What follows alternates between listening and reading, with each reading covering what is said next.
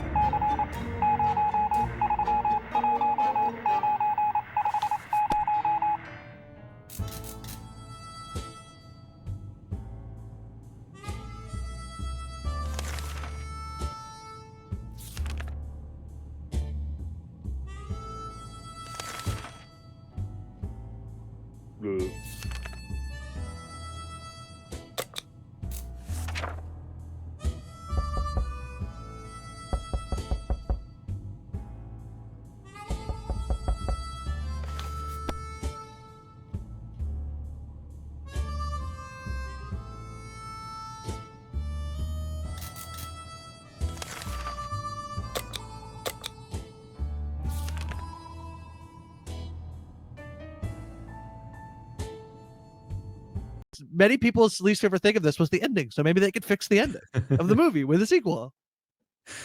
This is fun news for me, and maybe some others who are fans of Park Chan-wook or fans of Neon, which is really like an up and coming, feels like an up and coming. There's a big studio thing with all the right recent now. Success. The combo is like, is Neon taking the A20 as A24 become more mainstream, where they're like having like these, like they don't have these like home runs all the time. Like I think good examples like Death of a Unicorn or whatever that movie, that Paul Rudd movie that came out earlier this year. It's like maybe A24 isn't the little indie darling. Maybe it's now Neon is like the indie darling. So yes, Neon, of course, just recently won Best Picture with Anora, and they Anora. also acquired the rights to the Palme d'Or winner at the Cannes Film Festival. They won the Palme d'Or winner. They've acquired it or had it for the last 6 years. So, yeah, indie darling. So they have bought No Other Choice by Park Chan-wook, his upcoming movie, and it's he doesn't really miss. This is actually starring Lee Byung-hun. I'm not going to pronounce it very well, but from Squid Game. Squid Game, yeah, it's exciting. Yeah. And he's been in other things as well. He I think was he is a famous actor. He's look at the A Bittersweet Life, Joint Security Area, I Saw the Devil, The Good, the Bad, and the Weird. Every single one of those is an absolute banger, and I recommend you watch them. There you go. This guy's incredible. Oh, he was really good. Concrete Utopia. If you've never seen that, that came out a couple years ago. I really like it. It's about like these people who all have to live in an apartment complex, and then it's really good. Yeah. But yes, excited for No Other Choice when that comes out. Yeah. Fun. A trailer came out. I don't know if we've talked about this yet. Project Hail Mary. I think we have talked about this because I think we talked about it when Reynolds got cast in it. This is from the same this is a Lord and Miller movie, but it is from the same Andy Weir who wrote The Martian, and it's based on his follow-up to that, Project Hail Mary. The big thing I have to tell people is like I think that at some point I think the marketing is gonna I mean, I didn't even watch the trailer and I know what happens. Did you watch the trailer, Taryn? I did not watch the trailer. I know what is in the trailer, and I think that okay, so just to set the stage a little bit. Project Hail Mary. I'm like immediately feel like I've ruined the movie for people, but yeah, sorry. No, it's fine. So Project Hail Mary, written by Andy Weir, who wrote The Martian, which was adapted into a very successful movie, written by Drew Goddard, who is also co-written by Drew Goddard, who is also co-writing this movie. I don't know if Andy Weir is doing much with the screenplay or if it's mostly Drew Goddard. I don't know the work sharing there, but of course Phil Lord and Christopher Miller, very successful co-directors who did Across the Spider-Verse, Into the Spider-Verse, 22 Jump Street, and so they're doing Project Hail Mary. You can expect this to be, I think, a good, fun movie. If you're listening to this podcast, I don't think you need to watch the trailer if you don't know anything about this. I think you can, that's what I'm saying. If it bombs and it sucks, you don't have to go see it. Otherwise, go see it. I would say stay away from marketing, stay away from the trailer. There are things that are in the trailer that are probably necessary to market the movie to people who might not see it otherwise. But if you want to go in with the best experience, I think that not watching the trailer will probably be your best bet. Yeah, that is the sentiment I wanted to. And then I was like feeling like because I said there's a thing, now people are gonna feel like there's a thing, and then they're gonna know what the thing is. But really whatever, can't do anything about it. There are many movies like this too, but like there is a premise that it's not a huge spoiler, but it will be more fun if you don't know it. Basically. That's exactly right. The other thing that's kind of like fun about the movie or the book is that like the point of view character has to like basically try to remember a bunch of stuff. He doesn't remember a bunch of things. There's like a mechanism for that to happen. And so I actually think going in like very blind is like actually a little bit of like that's almost a mechanism that the book uses to like because it's hard sci-fi, the book. Like it's like very dense like astronaut stuff. That's the best way I can put it, not being an astronaut myself, or like scientists. And so like he starts to remember things, and then that's how you learn the thing, rather than just a character who knows the answer to everything and then just like has to, like, you learn as he learns things, you learn the things. And that's, I think, that's the way the book was written, and I wonder whether or not the movie will. Well, I think it has to. So yeah, very fun. I'm very excited for this. I have read both The Martian and Project Hail Mary. I obviously watched the movie for The Martian. I actually made a YouTube video on this a while ago when I was. You know what? Sometimes that pops up for me. Is like Darren Armstrong react. Yeah, you react in your face as you like. It's about The Martian. Mm-hmm. No, it's a good thumbnail. But basically, my thing with The Martian is that it's a great premise, but quite frankly, the book is, I think it undercuts itself a lot with its humor. It's just a lot of like a little bit cringy nerd humor a lot of the time. The movie tightens that up, I would say. And I actually think the movie is better than the book, The Martian. But it is still it does still have a bit of that. I think Project Hail Mary is, by a decent margin, from my opinion, a better book than The Martian. Okay. And I think that there's even less to sort of clean up in that regard for this one. I think that this has the potential to be a better movie than The Martian. But that's coming from somebody that, while I like The Martian, I wasn't like a huge fan. If you're a huge fan of The Martian, you might disagree with me. But I do think the general consensus is that people think Project Hail Mary is a better book than The Martian. Okay. I have not read The Martian, so I can't speak to that, but I did like Project Hail Mary a fair bit. And the cast for this is really good. You have Sandra Huller, who people would recognize was in, the name of the movie. Let me just pull it up. It's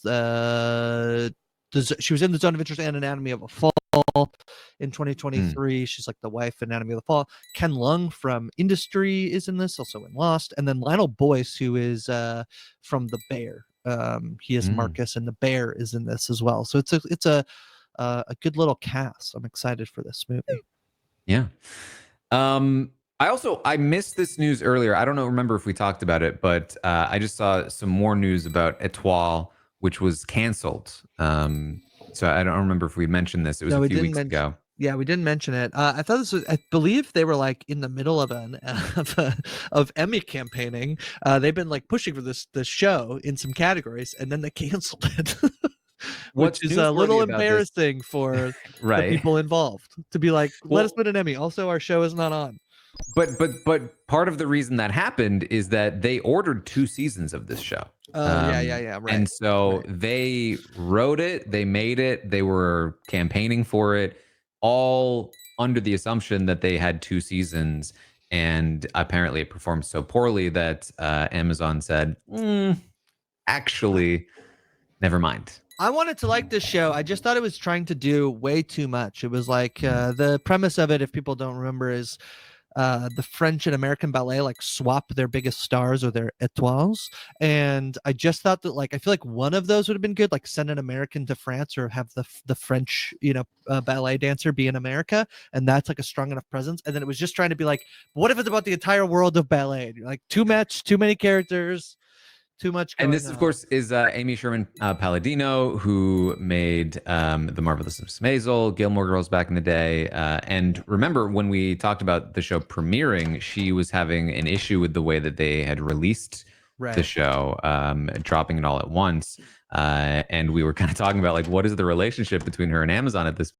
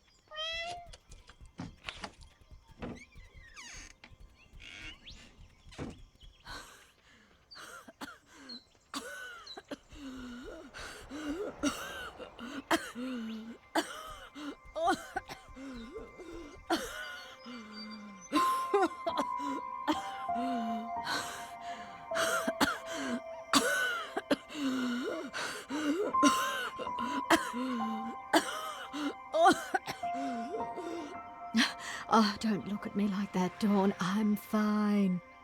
Doctors said the emphysema would kill me. But see, I'm fit as a fiddle.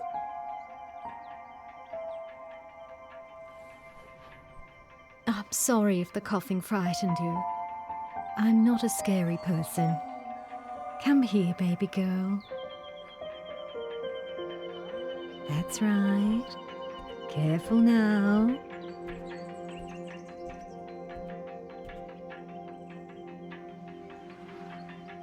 Did someone hurt you?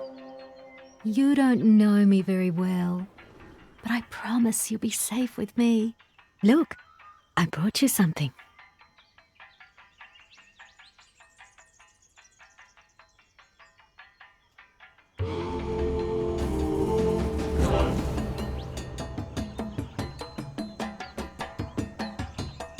Wildcats are some of the most effective predators in the world. Their combination of flexibility, eyesight, and lightning quick speed allows them to jump into action at a moment's notice.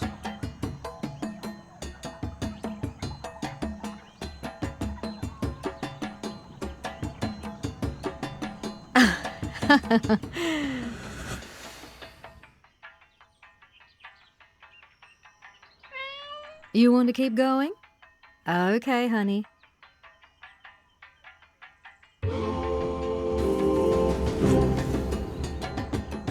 Some wildcats prefer hunting in wetlands, marshes, swamps, and streams.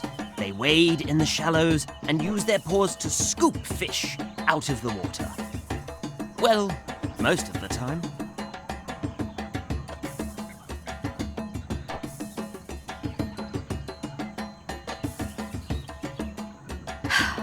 That's enough fun for one day, dear.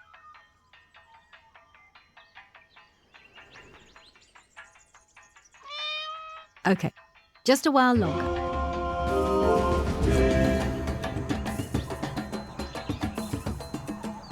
Cat-like reflexes may be a bit of a stretch for you. No judgment here, Dawn. Fish can be slippery little buggers, can't they?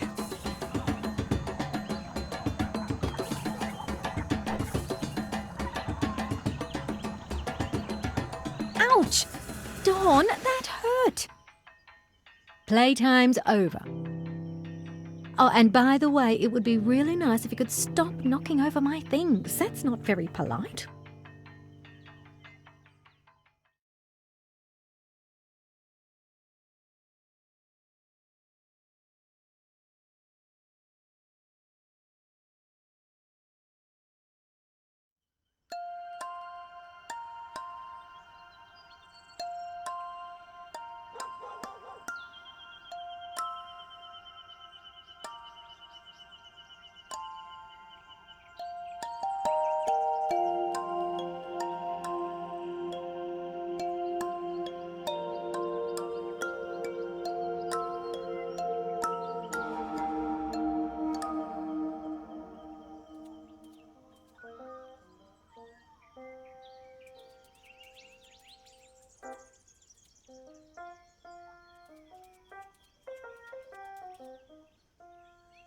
So Zimbardo gets his team of psychologists together, and they design a study.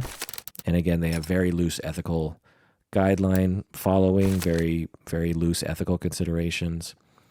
And although I've never seen any direct evidence or data on this, my guess is that their study was not reviewed by an outside team, meaning that no one outside of Zimbardo and his team looked at his protocol to make sure that it was sound. Because if anyone did, they overlooked a lot of things. So my guess is that no one did look at it.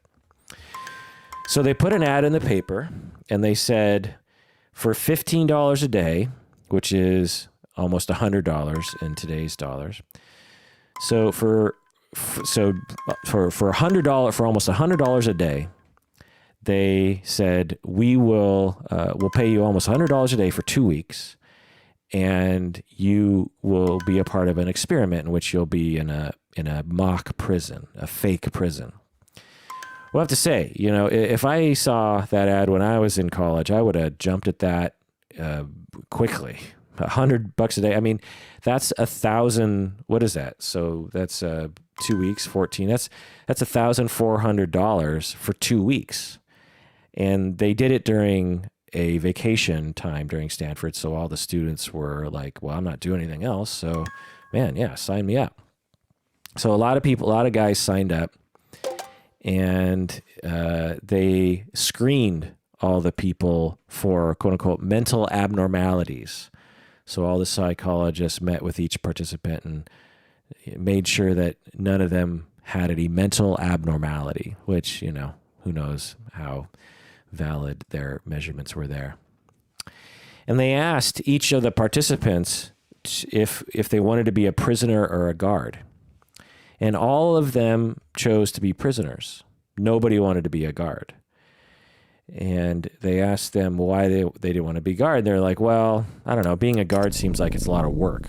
Being a prisoner, you don't have to do anything. You just have to sit there. Being a guard, I'm sure, is like a job, and I don't want to do that.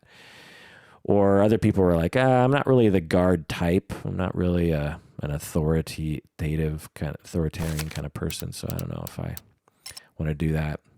And other people were like, well, no one really likes guards, and so I don't want to be a jerk to people, so just make me a prisoner and that'll be okay.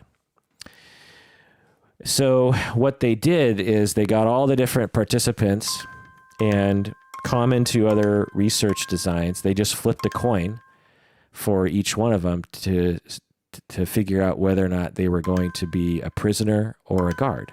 So it was random chance as to who became a prisoner or a guard. And then when they got the guards together, they pulled them into the office. They said, we chose you guards because of the qualities we heard from our evaluation of you. So they lied to them and said, the reason why you're a guard is because you're the guard type, which, wasn't true because they just flipped a coin. And Zimbardo is set up as the superintendent of the prison. So right away we have a dual relationship there, but I'll get more into that later. But Zimbardo says to the guards, he's essentially, Zimbardo is the lead researcher and he's the lead guard in some ways. And he tells the guards, you have to maintain law and order, but you can't use physical force. So again, he tells the guards, you have to maintain law and order. You have to control the prisoners. You have to make sure that they don't do anything untoward. But you can't use physical force. So it's kind of a weird conundrum if you're a guard at that point. He gives the guards uniforms. He's really adamant that the guards need to have those classic uniforms. And he gives them silver sunglasses so that the prisoners can't see their eyes, which he thought provided power over the guards. If you can't see someone's eyes, it means that it's hard to know what they're thinking or what they're looking at. So, so far I would say, pretty smart design. But it quickly gets out of control in a second. But anyway, let's take a break, and when we get back, we'll continue with the talk.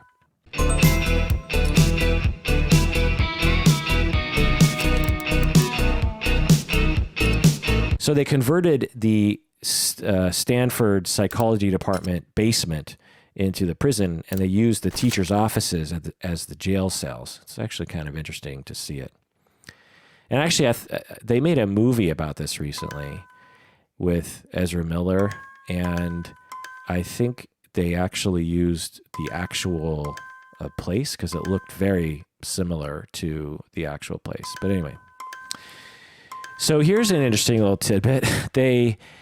So they pull the guards in and they just say, okay, you're hired as a guard and here's your shift as the guard. You're the morning shift and you're the night shift and blah, blah, blah. So the guards got to go home after their shift.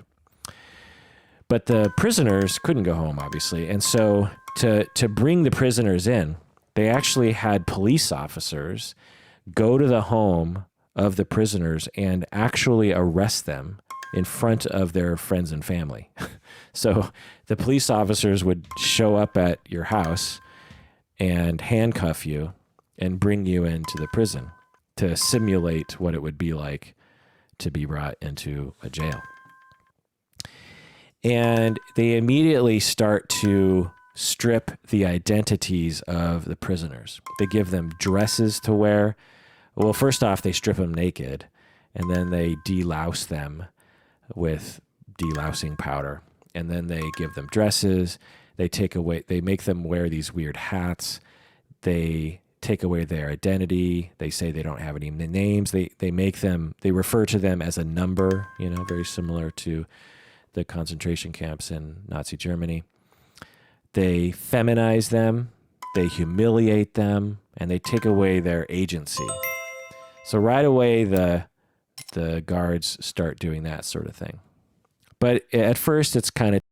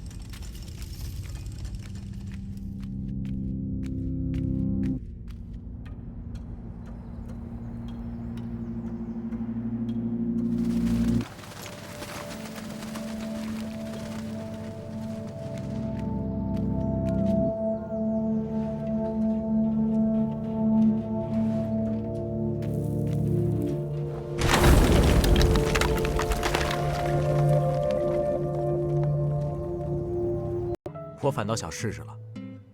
My new roommate is dangerous. He started flirting with me on the first day. 是吗？我倒是觉得你这个漂亮的女室友更危险。Okay, I will stop teasing you now. I still have several towels. Well, here's a note for you. Read it when you have nothing else to do.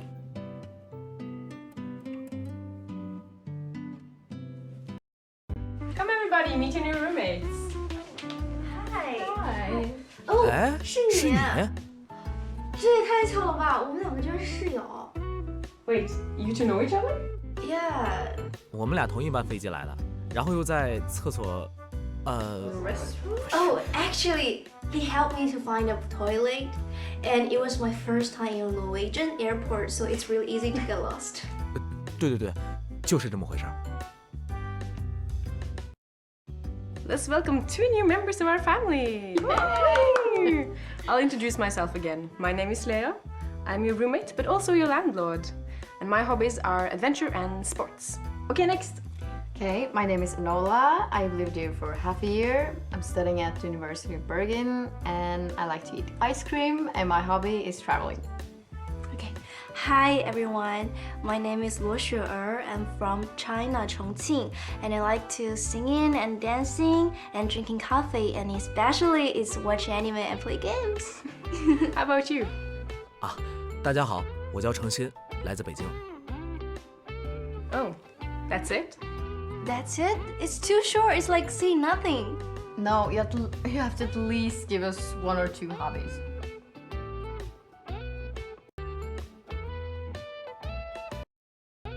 我也喜欢看动漫、玩游戏，老二次元了。 Oh, that's great. So we can play game and watch anime together in the future. But the living room isn't just for the two of you. We should decide what to watch together. It's okay. You can come to my room and play when the time comes. 好，干杯！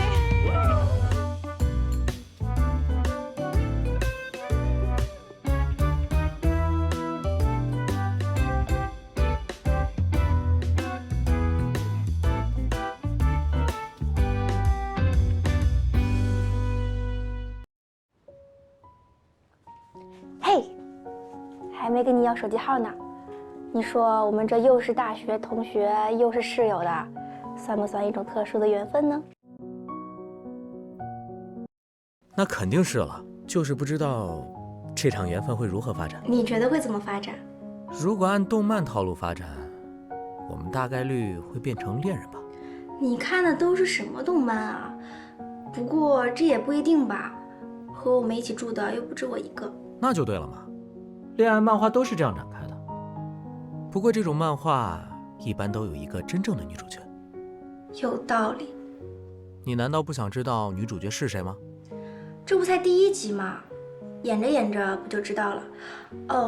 我先去收拾了，回头给你发消息，记得回啊。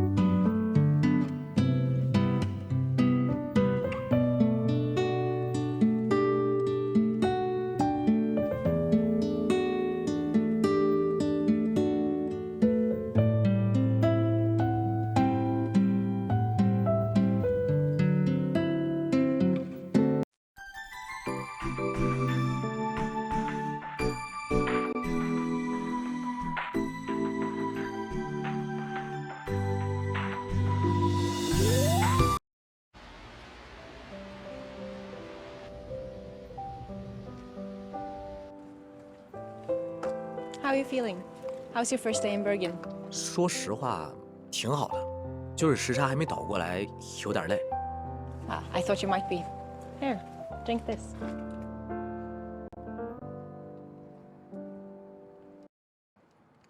这是什么？ It's medicine, especially prepared for you by the witch. 是吗？那我可真得尝尝。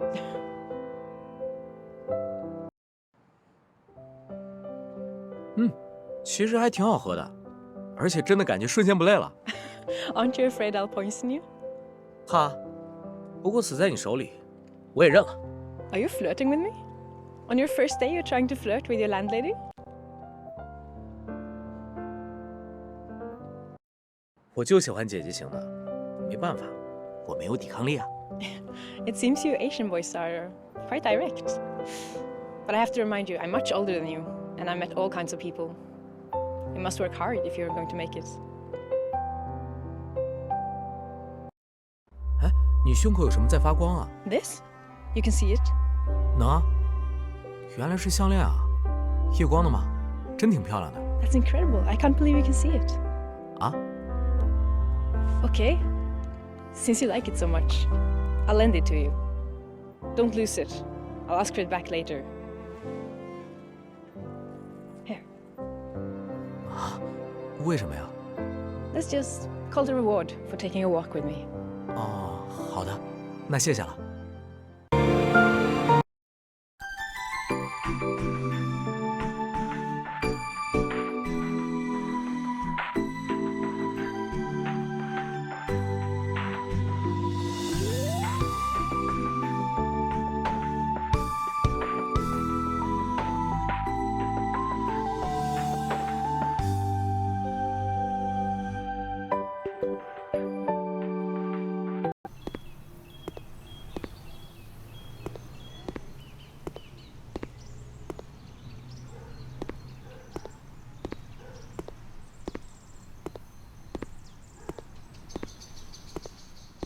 I think I'm doing this right.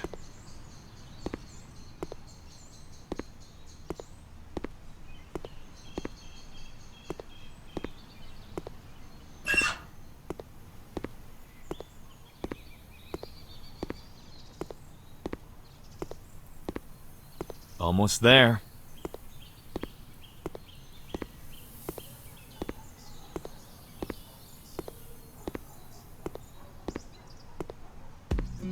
Made it. Oh yeah, Penny is the best! And her dad is alright too, I suppose. Thanks, kiddo. Well, when you're ready, Penny, I'm heading to the exit. Now where did your mother and sister get to? Haha, I bet they're lost and confused.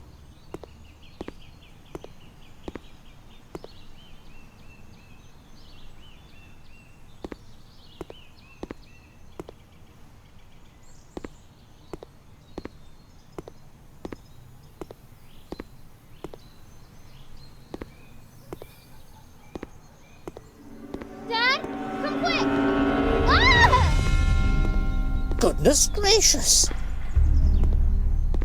Awesome! What's going on? Penny, what the? Get down from there! I can't move. What's happening to me? Penny!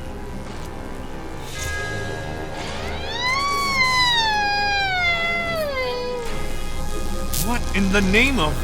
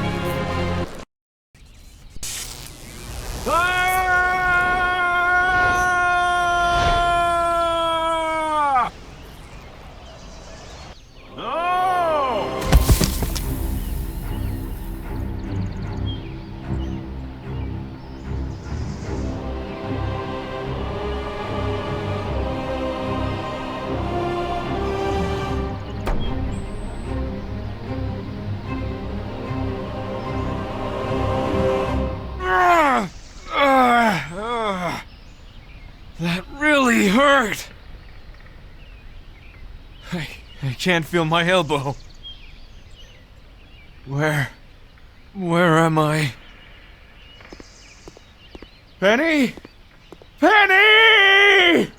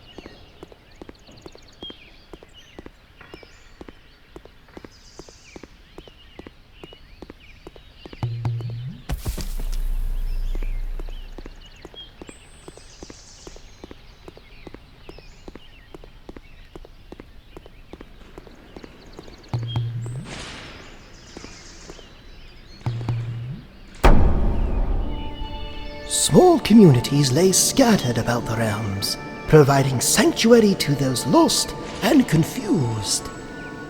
On my return to the Sunset Realm, I have found my former community to be deserted. Many, I am sure, have taken inspiration from my writings and bravely progressed through the mazes for themselves. But no less strong are my fond memories of this community now, as they were the day I departed.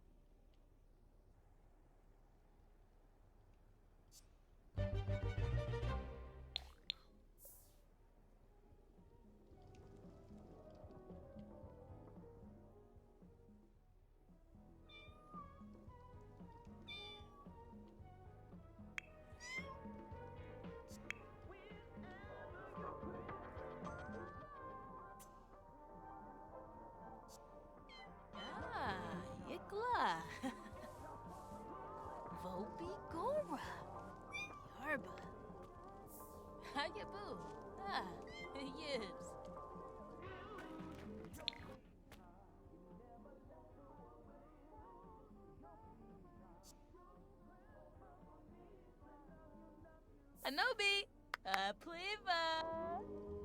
Nicola O'Dreep. Hello, Yam. Nopsa. Yibs. Floni. Wada. Yadabu. Ebene. Hapium. Evanesh. Ina bush. Ina Pliva. Saba. Amanori Yikwa. Pussy. Rita Flimmerbar?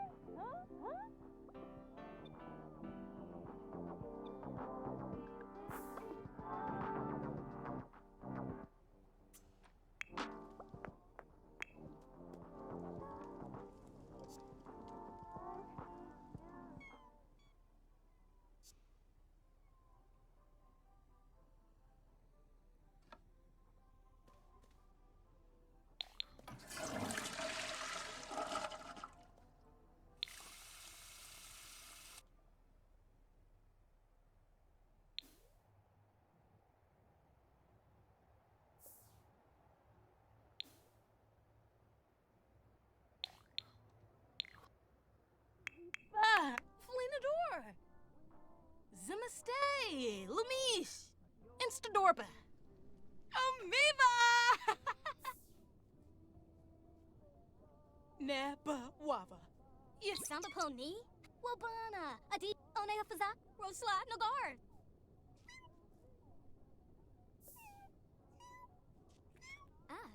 Anobi! Sabavia Var! Yuada! Yada! Chemistora! Zifra! Anobi! Fame! Muchi! Snope Fleeza! Zimastay! Lumi! Zafine! Maybe! Hebene! Espana! Camus! Snope Fleeza! Sawani Hoopate! Yish Ubisa Step Wendisa! Panorse! Anorfa! Ina Abanor Yikla?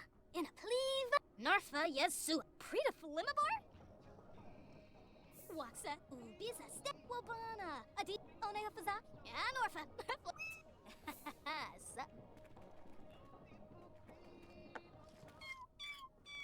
Hoopate!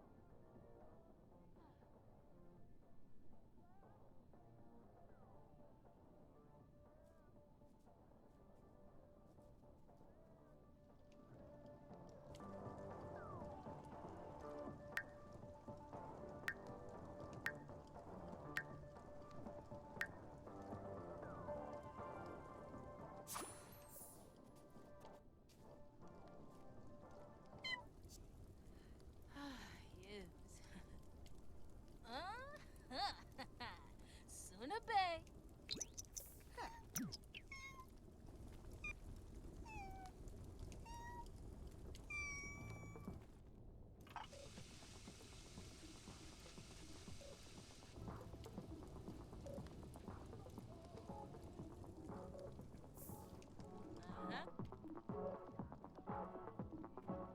Bispa, Flinador, Pelagum no Shore, Lucci. O'Neill, Gahara Shwabi, Kaljo Dorishi. Zimastay! Lumi! Simona Sero? Sapivdo hebben. Roslaba. Branik was sore. Sakalu, honey.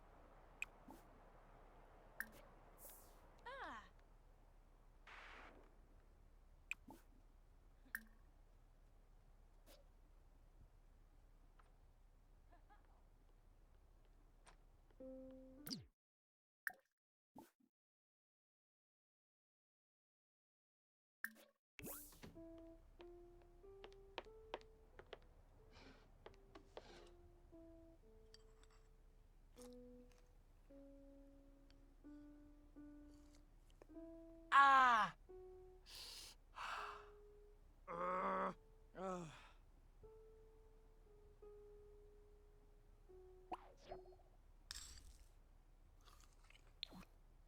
Oh. Uh-huh.